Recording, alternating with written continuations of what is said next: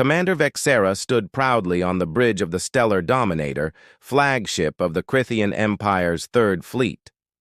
Today was the day they would finally make formal contact with the humans of Earth, and, more importantly, impress them into submission with a display of superior technology.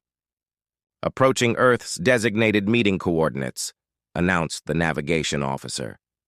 "Excellent," Vexera purred, her scales shifting to a confident shade of purple. "Ensure our fleet maintains perfect formation. Let these primitives witness true Crythian might." 50 Crythian battleships arranged themselves in an imposing display pattern. Each vessel was a masterpiece of their civilization, sleek, 400 meters long, with gleaming hull plating and weapon arrays that had conquered dozens of worlds. The human representative appeared on the communication screen, Admiral Chun, a middle-aged woman who looked remarkably unimpressed. "Greetings, humans of Earth," Vexera began grandly. "Behold the might of the Crythian Empire. These battleships represent centuries of advancement. Each vessel can destroy a small moon. We thought it appropriate, you see, what true power looks like. Before we discuss diplomatic relations." Admiral Chun nodded politely. "Very nice, shiny.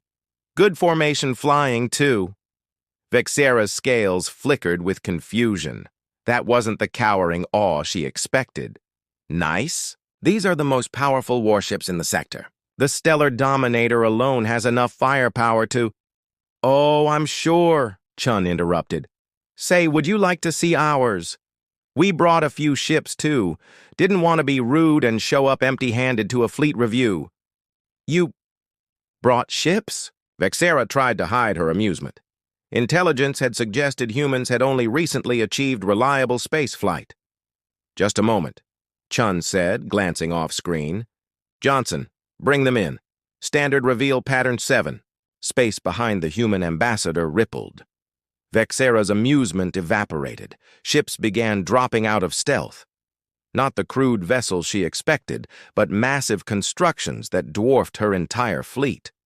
The first human battleship was over, 2 kilometers long, its hull a brutal amalgamation of armor plating and weapon systems. It looked less like a spacecraft and more like someone had militarized an asteroid. Weapon ports covered every surface.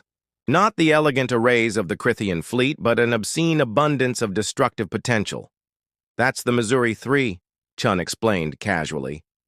"Named after a traditional wet Navy battleship. Sentimental, I know." More ships appeared. Each one different.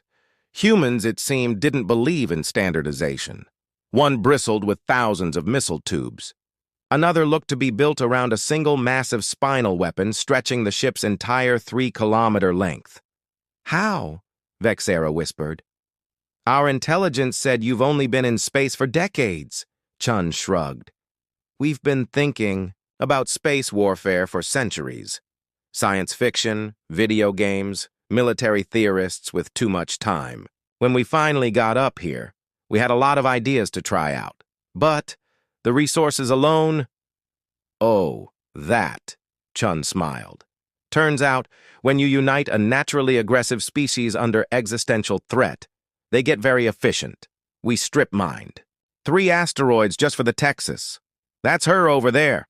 The one that looks like a flying gun with engines attached." Vexera's tactical officer was visibly panicking. "Commander, they're weapons. I'm reading nuclear missiles, railguns, particle beams, something called a relativistic kill vehicle. And—" he squinted. "Is that ship carrying fighters?" Vexera followed his gaze. One of the human vessels was deploying swarms of small craft. 8,000 per carrier, Chun noted. "We figured if it worked in the Pacific, it'd work in space. Plus, our pilots really wanted to try zero-G dogfighting." The Stellar Dominator's computer calculated that any one of the human ships could destroy her entire fleet. Currently, 43 human vessels were visible. Sensor data suggested more remained cloaked. "Your battleships are very pretty, though," Chun added kindly. "That purple hull plating is lovely. Very aesthetic." Vexera's scales had gone pale. Perhaps we should discuss those diplomatic relations now? Sure, Chun smiled warmly. Welcome to the neighborhood. Fair warning, though. Next week is fleet exercises. We're testing the new planet crackers. You might want to stay clear of the asteroid belt. As the Crethian fleet hastily retreated to a safe distance, Vexera updated her report. Human battleship design philosophy. There is no such thing as overkill. Only open fire and reload.